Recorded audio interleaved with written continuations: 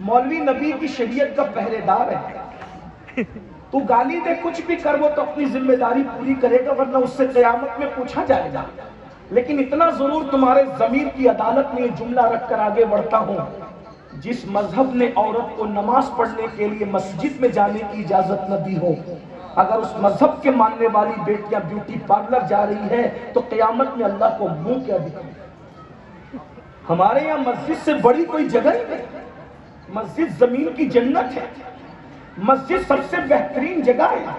مسجد میں پاپی سے پاپی آدمی بھی نظر جھکا کے جاتا ہے. جب اسلام عورت کو نماز پڑھنے کے لیے مسجد میں آنے سے روک رہا ہے تو بیوٹی پارلر جانے کی اجازت کیسے؟ یہ بیوٹی پارلر زنا کے اڈے بن رہے ہیں. وہیں پر دلال عورتیں بیٹھتی ہے اور وہاں خوبصورت لڑکے، سب نہیں لیکن زیادہ تر، میں سب کو نہیں کہہ رہا ہوں، کچھ شریف بھی ہوں گے. ویسے آپ اندازہ کر لینا جو بیوٹی پارلر چلائے پھر وہ کتنے شریف ہیں. عورتوں کا مساج مرد کرے، یہ کون سی شرافت ہے؟ مجھے بتائیں تو صحیح. ہمارے یہاں اس کی اجازت نہیں. بھائی، جوان بھائی اپنی بہن کے منگٹ کو اگر اس پہ کپڑا حائل نہ ہو تو منگٹ نہیں پکڑ سکتا. ارے بیٹی جوان ہو جائے تو باپ اس کا بغیر کپڑے کا منگٹ نہیں پکڑ. منگٹ اس لیے کہہ رہا ہوں کہ آپ سمجھ جائیں. بازو ہمارے اس کو منگٹ بھی کہتے ہیں. آپ کے یہاں کیا کہتے ہیں مجھے نہیں پتا لیکن بازو تو کہتے ہیں. آپ غور کریں، ہمارے مذہب کی پوترتا یہ ہے، تقدس یہ ہے. مذہب کا تقدس یہ ہے، تقدس کہ ہمارے یہاں باپ بھی بیٹی کا بازو اگر کپڑا حائل نہیں پکڑ. تقدس ہے، شکوک و شبہات، یہ تقدس ہے. جوان جب بیٹی ہو جاتی ہے تو باپ کو بھی کہہ دیا گیا الرٹ رہو، محتاط رہو. ارے باپ کی کیا اوقات ہے؟ باپ سے بڑا رشتہ کائنات میں اگر کسی کا ہے تو نبی اور امتی کا ہے. جب عورتیں آئی یا رسول اللہ آپ کا جسم جس کے جسم سے مس ہو جائے وہ جنتی ہو جائے، اس پہ جہنم حرام ہو جائے. مرد تو مسافہ کر لیتے، ہم مسافہ نہیں کر پائے. حضور سے مسافے کی بھی بڑی بات تھی نا. صحابہ جب صبح کو مسافہ کرتے شام تک ان کے ہاتھوں سے مشک کی خوشبو آیا کرتی تھی. صحابیات کو لگا حضور ہم مسافہ نہ کریں، ہمیں بھی تو مسافے کا شرف عطا کرے. سرکار نے فرمایا لا افصح من النساء، میں عورتوں سے مسافہ نہیں کرتا. اور حضور بیعت کرتے وقت بھی طریقہ کتنا پوتر تھا کوئی تصور نہیں کر سکتا. لوگ کیا پوترتا کی بات کرتے ہیں اور بڑھاپے میں زنا کی وجہ سے جیل کاٹتے سفید داڑیاں ہونے کے باوجود. یہ پوترتا ہمارے مذہب کی ہے کہ حضور اپنی کنیزوں کو بیعت کرتے ہیں تو پانی بھر کے رکھا جاتا ہے. برتن کے ایک سرے میں حضور پانی میں ہاتھ رکھتے ہیں اور دوسرے سرے پر عورت کو کہتے ہیں کہ تم ہاتھ رکھ کر کے بیعت. تقدس کیا ہے ذرا اندازہ تو کرے نا. یہ ہمارے مذہب کا تقدس ہے جس کا لوگ تصور نہیں کر سکتے. اور اس مقدس مذہب کے ماننے والے بیوٹی پارلر تک. میں پھر کہہ رہا ہوں ہر بیوٹی پارلر والا برا نہیں لیکن اتنا ضرور آپ کو غیرت آنی چاہیے. مہندی لگوانے کے لیے شادیوں میں کافروں کے پاس بھیجتے ہو، اس کی مانڈی پر ہاتھ رکھ کر تمہاری بیٹی اور تمہاری بہن اور تمہاری ہونے والی بیویاں مہندی لگاتی، تمہیں شرم نہیں آتی؟ کس مذہب اور مسلک کی بات کرتے ہیں مسلمان؟ میں کوئی ناراض نہیں ہوں، نشتر جو لگاتا ہے وہ دشمن نہیں ہوتا. ارے مسلمان تو اتنا باغیرت ہوتا ہے کہ بیٹی پر کسی کی نظر اٹھ جائے تو اس کا کلیجہ کاپ جاتا ہے.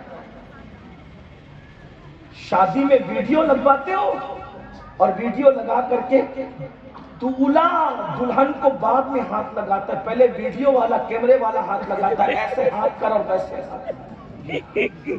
ہنسنے کی بات نہیں، یہ ماتم رونے کی جگہ. یہ بھی یہ کسی کے دل کا درد ہے، کوئی کہانی قصہ نہیں ہے. سوچو تو صحیح، تمہارا ایمان اور کلیجہ نہیں کانپتا؟ غیرت کہا جاتی ہے کہ جب شوہر کے ہاتھ لگانے سے پہلے کیمرہ مین ہاتھ لگا رہے تمہاری بیٹیوں کو. حضور نے فرمایا دیوس ہے، دیوس. جنت کے دروازوں پہ لکھا ہے دیوس کے لیے جنت حرام ہے. صحابہ کرام نے پوچھا دیوس کون ہے؟ فرمایا جس کے گھر کی عورتیں بے پردہ جائیں اور وہ گھر کے شوہر مرد منع نہ کرے، وہ دیوس ہے۔ دیوس اللہ نہ ان کی نمازیں قبول کرتا ہے، نہ دعائیں قبول کرتا ہے، نہ ان کا فرض قبول کرتا ہے، نہ ان کا نفل قبول کرتا ہے۔ بڑی معصومیت سے کہتے ہیں لوگ، سو کارڈ معصوم بن کر کہتے ہیں ہماری تو دعائیں قبول نہیں ہوتی۔ کیا گناہ کیا ہے؟ 1450 سال پہلے بتا دیا، دیوس گیری کرو گے تو کیسے قبول ہوگی؟ کوئی گالی والی نہیں دی جا رہی ہے، یہ حضور کا فرمان ہے۔ بیٹیاں بے پردہ گھومے، بیٹی بے پردہ گھومے، بہن بے پردہ گھومے، ماں بے پردہ گھومے، بیوی بے پردہ، کوئی فرق نہیں۔ اور پھر تان کرتے ہیں مولوی کو، بلکہ یہ لوگ تو آج کل ایک پیٹرن ڈائلاگ ہو گیا، یہ 2 کوڑی کا مولوی ہے۔ کیا کہتے ہیں؟ استغفر اللہ۔ غصے میں نہیں کہہ رہا ہوں، کوئی بات، یہ تقریر کا انداز ہے میرا، کوئی غصہ نہیں کر رہا ہوں۔ 2 کوڑی کا مولوی کہنے والوں برا مت ماننا۔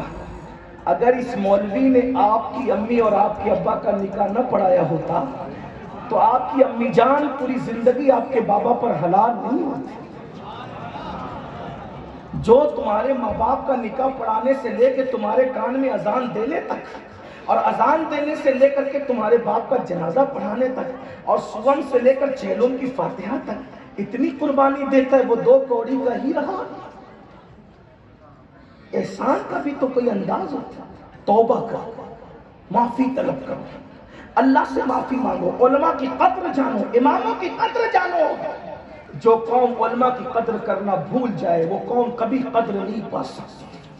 جو قوم علماء کی عزت کرنا بھول جائے، اور یہ بات یہ 2 کوڑی کا مولوی دنیا دار طبقہ تو کہہ رہا ہے، نام نہاد وہ لوگ جنہیں علم سے نفرت ہے، جاہل ہے، پیری مریدی کرتے ہیں جہالت کے ساتھ، تو وہ علماء کی نفرت پیدا کرنے کے 2 کوڑی کا مولوی۔ یاد رکھنا، سرکار غوث پاک انہی مدرسوں سے ہمیں ملے ہیں۔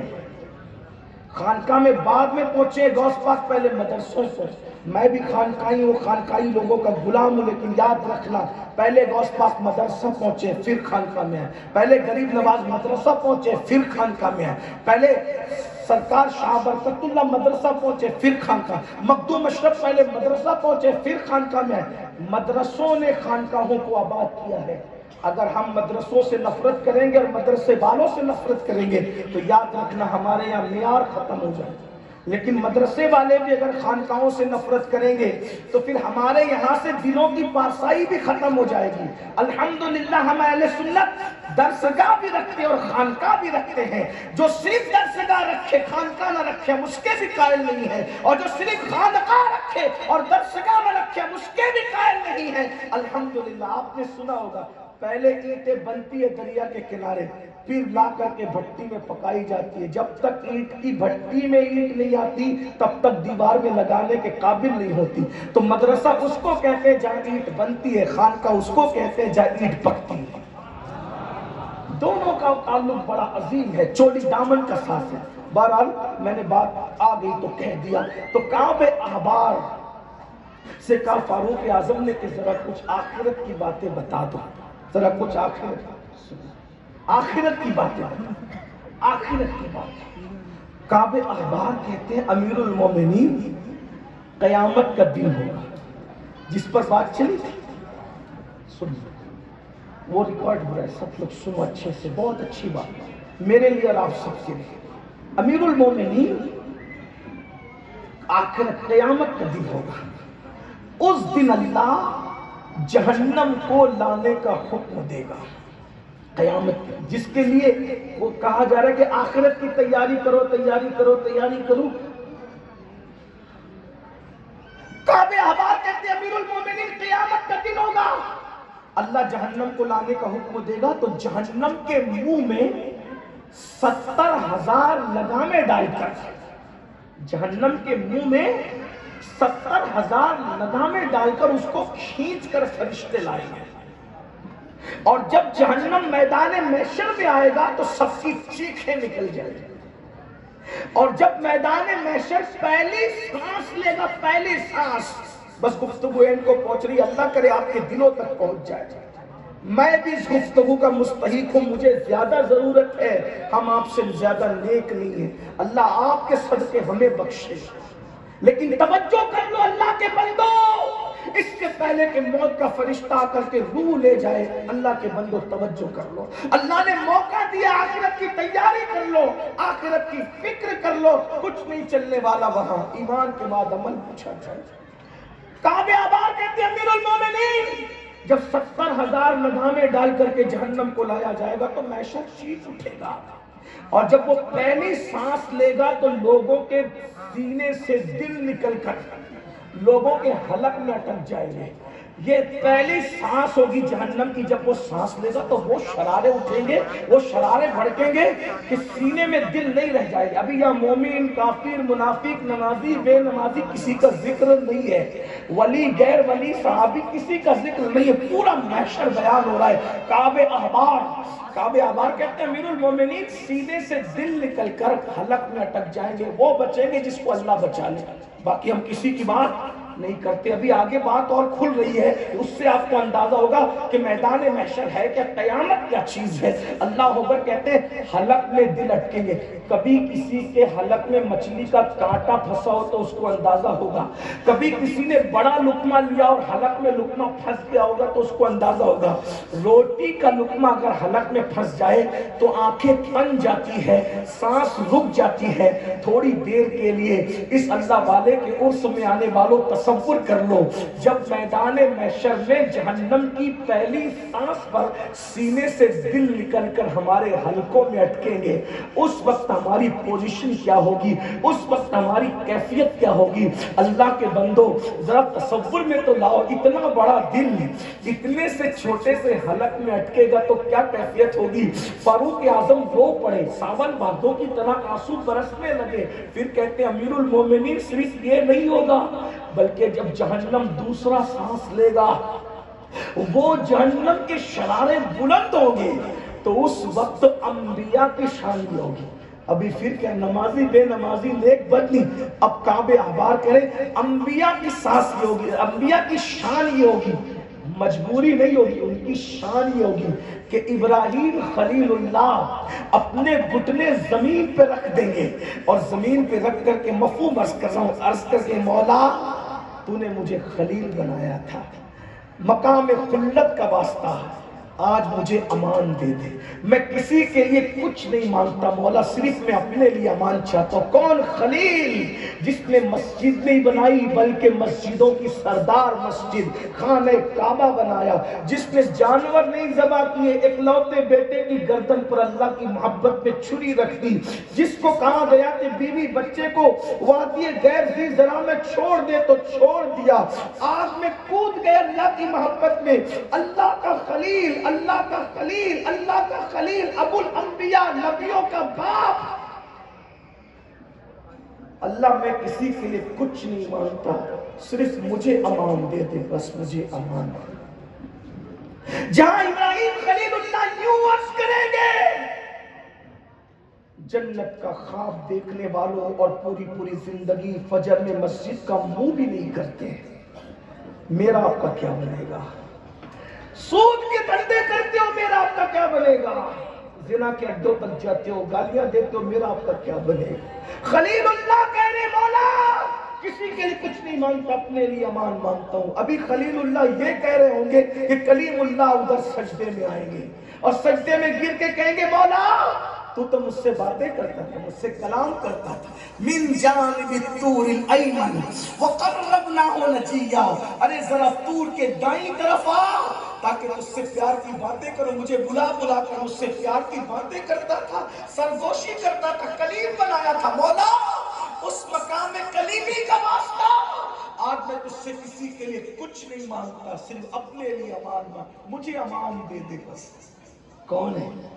نمازی بے نمازی کا ذکر میں شریف کو دیا، اور میری قوم کہتی ہے جو ہوگا دیکھا جائے گا، جو ہوگا کیا دیکھیں گے وہاں، کیا دیکھیں گے؟ یہ انبیاء کے شانے کا بیان کر رہے ہیں۔ فاروق اعظم سن کر رو رہے ہیں، ان پہ رقت تاری ہے، صحابہ پہ رقت تاری ہے، رسول اللہ کے مریدوں پہ رقت تاری ہے، آنسو بہ رہے ہیں۔ کعب احبار نے دیکھا کہ سب رو رہے ہیں، کہتے ہیں امیر المومنین اسی پہ بس نہیں ہے۔ ابھی خلیل اور کلیم یہ کہیں گے کہ کلمت اللہ روح اللہ، حضرت عیسیٰ علیہ السلام اپنے گھٹنوں کو زمین پہ رکھ کے کہیں گے مولا آج میں اپنی ماں مریم کے لیے بھی کچھ نہیں مانگتا، صرف مجھے امان دے دے، وہ محشر ہے۔ اندازہ کریں جب نبیوں کی شان یہ ہوگی، ہمیں تو وضو کرنا بھی نہیں آتا بھائی، ابھی تک ہم کمپیوٹر سیکھ گئے، موبائل سیکھ گئے، ہم نے تو ابھی تک صحیح وضو بھی نہیں سیکھا بھائی۔ ہمیں تو 3 بچوں کے باپ ہو گئے، ہمیں تو غسل کرنا بھی نہیں آیا بھائی۔